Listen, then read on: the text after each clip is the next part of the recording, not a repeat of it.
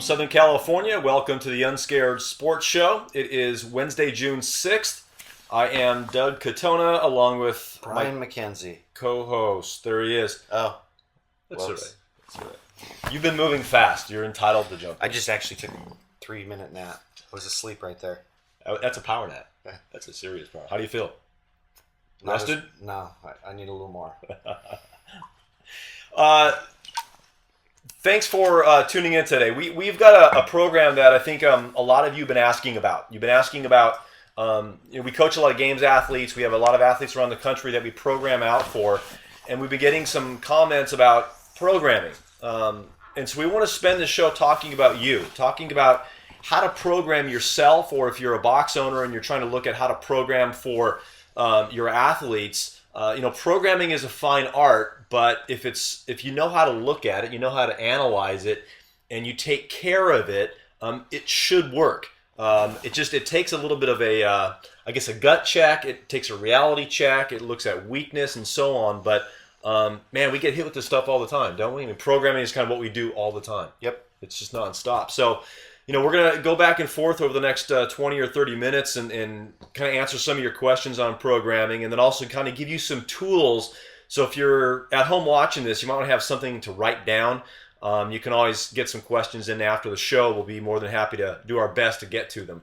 But I think when it comes to programming and training, the first question I always look at is, what are you actually training for? I think a lot of people miss that. I mean, just to go out and start training is great, but you got to take a look at something that's called objective, and what are you really training for, right? I mean, anything you get. What's your biggest? If an athlete comes to you and they want to start training, what's the first thing that you want to find out? Well, it's usually they're coming to you for something because they want to do something. Right. So it's the goal of what it is they're trying to do versus So 8 times out of 10 right now, I want to go to the CrossFit Games. Right. So which is not exactly, that's completely different than saying, I really want to get good at CrossFit. Yeah, I want to get better. Right. Right? Yeah. And so, I mean, I think we've been getting a question on what do we see a lot of. I mean, is there something in your travels what do you think you see too much of on programming? Is there a common thread that you kind of see happening out there right now that you would say, you know what? I think there's 2 schools right now. Mm-hmm. I think there is the school of lift heavy, short metcon, which tends to have gaping holes in anything outside 15 minutes. Which, and I don't mean just one 15, 20 minute, 30 minute workout. I mean, you go over a period of time and maybe there's some multiples in there. And then you've got the school of, I just want to do that that long ass sexy metcon. Because it must be better. Yeah, because it's got to be awesome. It's got to be better. I just want to do some gymnastics type movements with, within a 20 to 30 minute, WOD, or just doing some sort of hero WOD for, every other day, which, at some points is good, but not all the time. So, and I mean, this is just my opinion, but that's what I see. And then we see this gaping hole in the heavy side or strength side of stuff. Well, and wouldn't you agree too that I think a lot of people, what they do is they'll look at a workout and they'll say, if it's a 20-minute AMRAP or a long chipper, they'll say, you know what, that's got to be good for me because I'm bad at one of those movements, so I might as well go address it. But doing your skill improvement isn't always the best thing to do it under duress during a workout. Important. So I think to address that skill component outside of the training, get it seasoned enough and good enough so that when you go back to that workout, you'll be more successful. As strange as that sounds. As strange as it sounds. Right? Yeah, it's very true.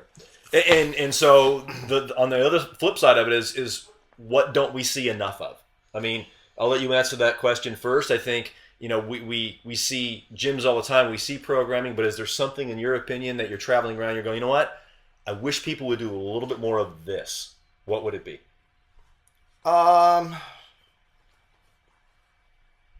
would say either running or rowing. I would say that is some neglected stuff. And you would say that for what purpose? So running or rowing, and For what application? I'd say anybody's ability to, withstand anything outside of a mile of running, or, roughly, 1,000 meters of rowing. Coming off of a rower on a 2K at 7 minutes for men is not exactly what I consider par. Right. Although that's what most people did and are doing. I think that standard's going to change. It will change. You'll see that drop. And, from what I understand, Spencer Hendel actually has quite a fast 2K. And his regional has not had, happens this next weekend, I believe. I'm predicting that he smashes that WOD, like smashes the world record. I think he's going to come off right around that 640 mark, if I'm not mistaken. My inside information just tells me that he's somebody that can row a 620 2K, which is pretty stellar. And then the boy can Oli lift. Yes. We know this for a fact. Yes, he can. So as long as he gets through those pistols, which shouldn't be a problem, I think we're going to see him smash that record. So I think, and I agree with Brian on that one. I think, what we're saying is the running, the rowing, and then on top of that, for me, it's making sure that you understand from a skill standpoint how to perform even those movements, because people look at row and run and they go, I'll just go row and run, but how much skill is it? It's all my engine. Not really. This really all translates down to movement and how people move. And like it or not, running is a highly skill-based movement. Yeah. Like it or not, rowing is a highly skill-based movement. You want to know how many people I saw rowing well when I was in the South Central? Maybe 2. Maybe. Out of everybody warming up, getting on ergs and warming up, it's like almost any comprehension of how to move on an erg goes out the door. And everything we do, from deadlift to squat to run to erg to whatever, it's all the same. It all has the same principles under it. But people get this perception twisted around, and they start doing things, start throwing those shoulders back before the hips travel back, or they just don't even understand. They think what they're doing isn't what they're actually doing. And I think it's important for the CrossFitter out there to say, hey, look, it's not just that. It's what happens when things start to break down. Do you revert back to that really good skill?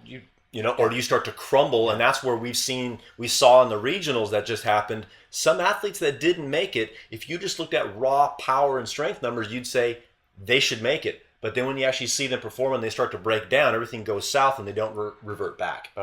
So, I think you're right. I think movement reigns supreme. Programming is an art. Yes, programming is a great thing. But I am of the firm belief that movement is the true art. That movement is the understanding of that, and I'm not alone. The movement, understanding movement, and taking the time to move correctly in these patterns and get yourself better will make you the better athlete. Doesn't matter if you're running, deadlifting, squatting, rowing, pull-ups, gymnastic work. The problem is that what we see is that people go and focus on the deadlift, squat, or Oli lifts, or all these things that because they've neglected all these longer energy systems, and so they just don't want to go run, they just don't want to go erg, etc. And so they just don't know how to translate those things when it comes down to it. Or they just don't want to take the time on the skill level, right? I mean, how frequent is that? And I think that, we focus a lot about that. And I think to your point on, this is really important for you if you're watching, to say, hey, look, yes, you want to know what your weaknesses are. Yes, you want to work on the skills, but you've got to do that on a regular basis. In the last show, we talked to Jeremy Kinnick, and he was very open about addressing those weaknesses, and now those are now strengths. And look what he did; he's going back to the games. Absolutely. So and so that boils down to the next thing is we program out for a lot of people, and a lot of people say, well, can you program out a month at a time? Can you do a day at a time? Can you do a week at a time? I mean, from a coach, I go week to week, and as time gets closer, especially with the games athletes, it's almost day to day to a certain degree. But we like to look at weeks at a time if we're talking kind of a 30,000 foot view on this. At max, I'll go out a week. Yeah. I don't believe really in. I don't believe in periodization. Right. I just don't. But for the most part, I'm only going out a few days. In fact, Jeremy's program is just kind of getting updated for the next couple of days right now. Yeah, as you get finer and finer to your competition. But but to that point, he just finished regionals, right? Right. So, and just finishing regionals, what's his body like? What was the recovery process like? And it went like this, and now he's climbing back up, and he's back at that like 90, 100% level where we want him. Which is important to take note of. You have to know what those markers are to know when to rest or even when to go harder. So I think as a coach, we look at resting heart rate, we look at body weight, we look at nutrition, we look at data. And if you're coaching yourself or you're programming yourself, it's imperative that you should be recording almost every one of your workouts. You should know what you're doing. And then day to day, that's why it has to be fluid. As coaches, we may tweak that on the day or even on the hour as the competition approaches. I don't think absolutely. Enough people do that. I've done that with Jeremy. And for instance, like Lindsay, I will, anytime there's a dip, we change things right there. And periodization doesn't account for that at all. We did a thing on the journal about a month and a half ago on periodization and got some feedback on that. And I think people don't understand that periodization, it's almost impossible to properly do periodization, I can't even say the word, for a whole year, right? Because if you really tried to do it, you're going to have stuff like sickness and family and holiday time and natural time off that will occur through life. And if you factor that in with the additional time off you would take with periodization, you could be taking 3 months off of training if you're not careful, right? It's a 30% hit at the highest level there is. There you go. Last time I checked, 30% was not a very successful model. Okay?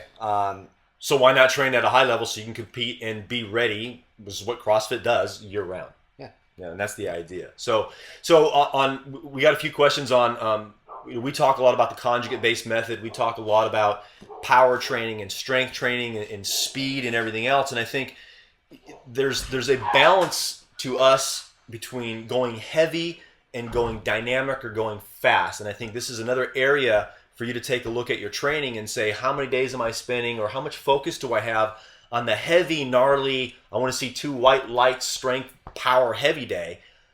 A lot of people do that, but do they spend enough time on the dynamic piece? And why is that dynamic piece so important to developing that power side? Like figuring out where your weaknesses are and understanding that, and how, where do you need the strength training most? Everybody needs it to some degree. So, typically with, a lot of my upper tier CrossFit athletes, they're going heavy twice a week.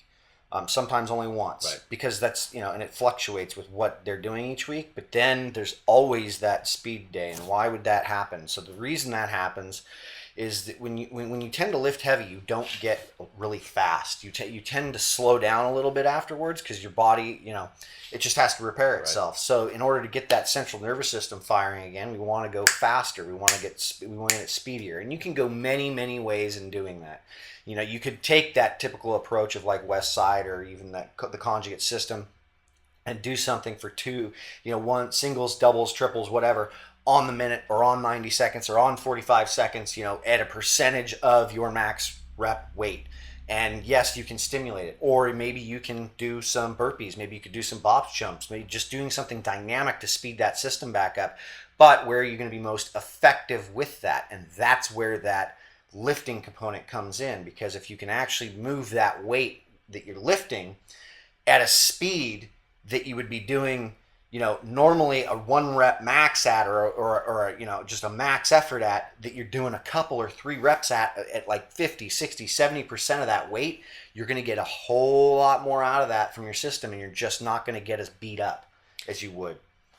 Great point. And I think, you need to pattern. What you're saying is pattern your body to understand how to move heavy load fast. Yeah. But you can't move heavy load fast by lifting heavy load all the time. You need that piece to get that in your brain so it understands how to move it quickly. Exactly. The other interesting part is where this comes into other movements or other modalities, other things, because I tend to integrate this into other things. Like if you're doing some sort of max effort run And what happens 2, 3, 4 days later with a run? Are you Right. doing some sort of max effort, or are you doing a percentage of that at a specific pace, trying to get that system to fire again correctly, or so that you actually catch that super compensation wave that occurs?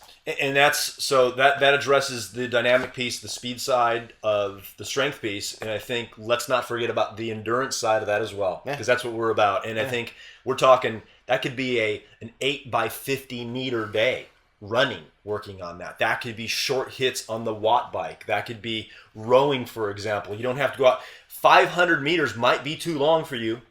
Going 100 meters at a time, sometimes a little bit faster with a little bit lower of a damper setting, is a pretty good idea. Yeah, absolutely. So that dynamic piece is really important. And then on the other side of that, the max effort side. So I think the max effort side is, are you really going heavy enough?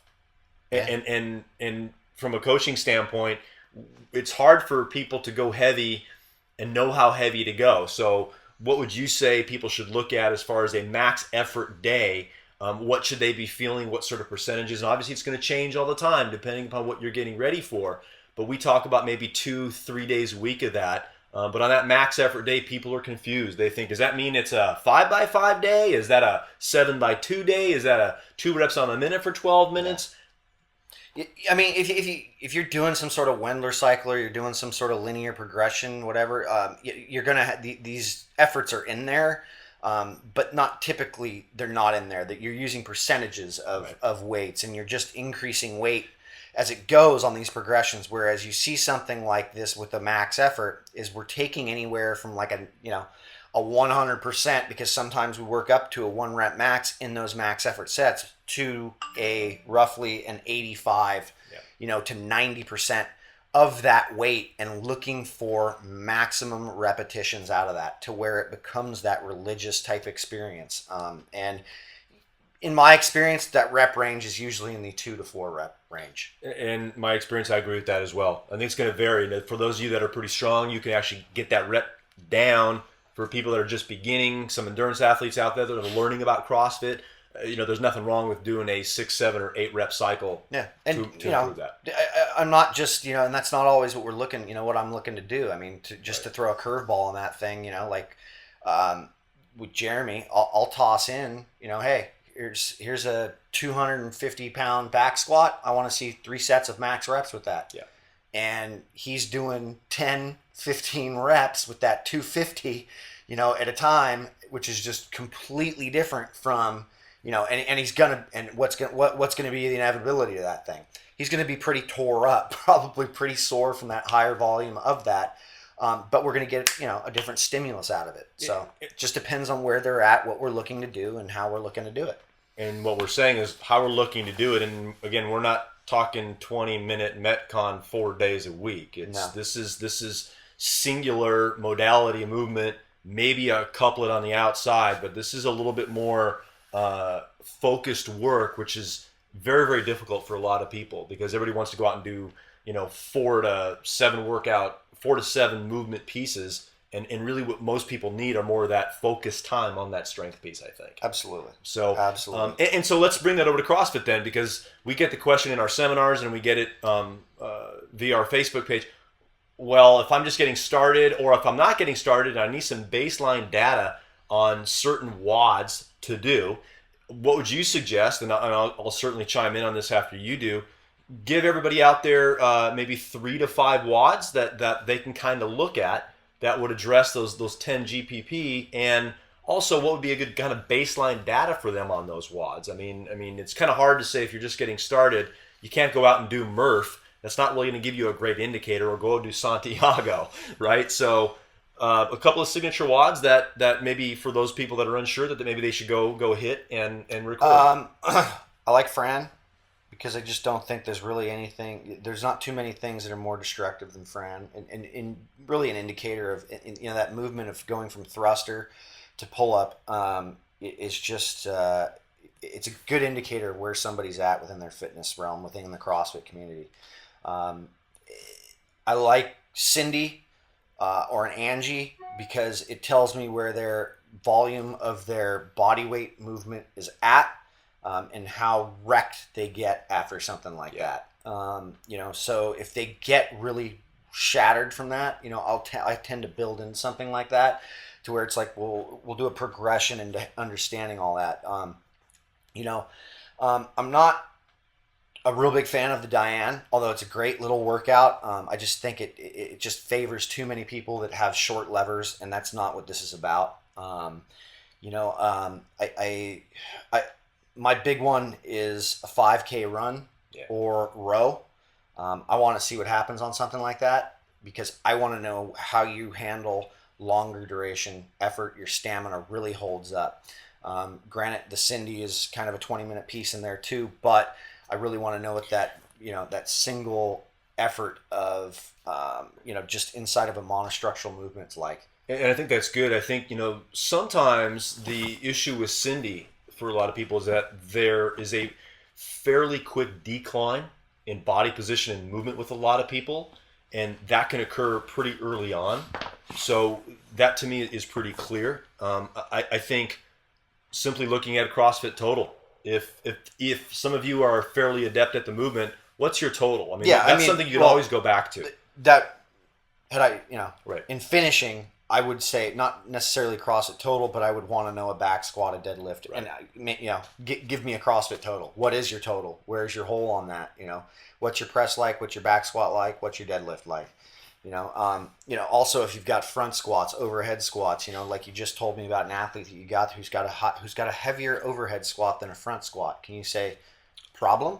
Right. That's there's some fundamental issues going on there that need to be fixed. And I think it's important for everybody out there, including ourselves. I know what my weaknesses are. I know what I need to work on more, but I also know what those numbers are, so I can start closing those gaps between those strengths and weaknesses, so that when you're starting to kind of bring that level up again, now you can start hitting that strength a little bit harder and working on a bunch of other skill work, so everything kind of moves up together. Yeah. You don't want to have this wavering back and forth all the time. You want to kind of move everything up at an even keel, similar to what you've done with Kinnick and what we've done with some of the other athletes. It's really important. What about running, right? So this is what we do. We teach running mechanics. I think we try to teach people to understand that there's you just can't put your shoes on and start to run. Teach movement and everything. Running just happens to be a part of that. Well, and the reason we teach that is I think a lot of people look at they want to train. I heard this the other day. I'm training for strength. I'm trying to develop more power. And we kind of laugh when we hear that. And if you want to share everybody what we think about that, I mean, if somebody says, "Yeah, I got to develop more power and speed," what are we really looking at, right? I mean, you can try to train for that, but those are really byproducts of your training and your skill work and putting your body in the right position to be able to develop more power and speed. Typically, what does your training look like that you would need to do that? And taking a look at somebody's programming will give you a quick snapshot of where they really are focusing. And what tends to happen is people like to focus. After a while, people will just focus on what it is they're good at. I do the same thing. I've sucked at plenty of things, and I've continued to get better and better at them. But that's kind of the beauty of CrossFit, though. Yeah, and you can always do that. I mean, and so leads to the next topic, which we get asked all the time: how many days off should I take? And again, that's a loaded question, and I think some of the keys on that are. I mean, let's talk about that. How many days off should you take? Should I take? How many days off do you need? And that's the answer, right? Yeah. I mean, it's got to be reflected. There are so many indicators as to why you would need a day off, and understanding. But the main one is when you're just not motivated to do it, don't do it, because you're just gonna wind up cooking yourself. Putting yourself, it's harder to get out of the grave than it is to put yourself in the grave. And a lot of times it's like, when in doubt, leave it out. If you don't think you're ready for it, then don't try to train your way through it, because we've seen it many, many times where you'll get through the training and maybe you'll feel okay, but 10 days later, 12 days later, those numbers are not going to be where they're at, and you can't figure out why. You need to look back on what you did. And take that day off if you need it. And for those of you watching, if you're over the age of 40, you've been doing this a while, you got, a white picket fence, dog named Rover, and a station wagon in the driveway, you may need that extra. There's nothing wrong with taking 2 days off during the week, but how many times do we see it where people are going 6-1 with multiples all the time? So I think that question, that if we had a great answer for it, we would. Yeah.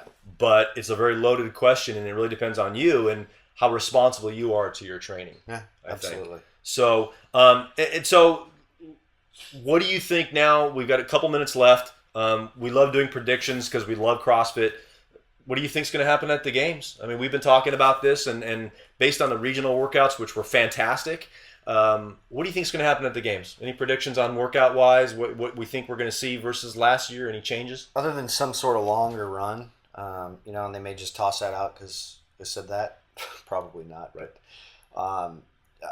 I definitely think there's going to be some sort of run. That's just I think that if the timing's there, and if we're going off of what's happened in past, that it's due for a longer run. And they always have something of long duration. Maybe it's a long row, which would actually be pretty cool. But long run, they've got a trail that wraps around that Home Depot Center. I really don't know what direct. I mean, you're going to see some similar stuff to the regionals. I think it's just going to be a step above. It's going to be heavier. It's going to be longer. It's going to be shorter. It's going to be. I don't think they'll have as much skill-based stuff in there like they did last year. But with that said, well, is there anything that you'd like to see? Is there something that maybe from a strongman standpoint, a heavy pull or a push? Or I would love to see something like a stone to shoulder competition, like how the strongman stuff like that, or even a sled pull or something of that sort. I would also like to see something very long and monostructural. I would also want to see. I don't care. The programming I think is great. Yeah. In fact, my whole prediction is that if you just pay attention to that main site, you're going to kind of have an idea of what's going to happen. Which I think is a good rule of thumb for a lot of people out there. When in doubt with your programming, the main site's pretty good. You can always go right back to it. You make sure that you scale it. Just don't cherry pick it and stay with that. I think it's I still jump into that myself, usually twice a year for about a 6-week period, just to force myself into that unknowable. Mm-hmm. And I always despise it going in, but I always feel good coming out of it usually. And I think that's another option for you. But the end of the day, I will close with saying that programming needs purpose and precision, and you've really got to plot it out and write it down and know what your strengths and weaknesses are. Yep. Final thoughts on that? Agree, 100%, man. Agree. So keep the questions coming. We could talk 5 shows on that, but hopefully that gave you kind of a nice broad overview on programming and knowing how to structure things. We'll obviously talk more about that in the future. But thanks for tuning in to the Unscared Sports Show. See you next time.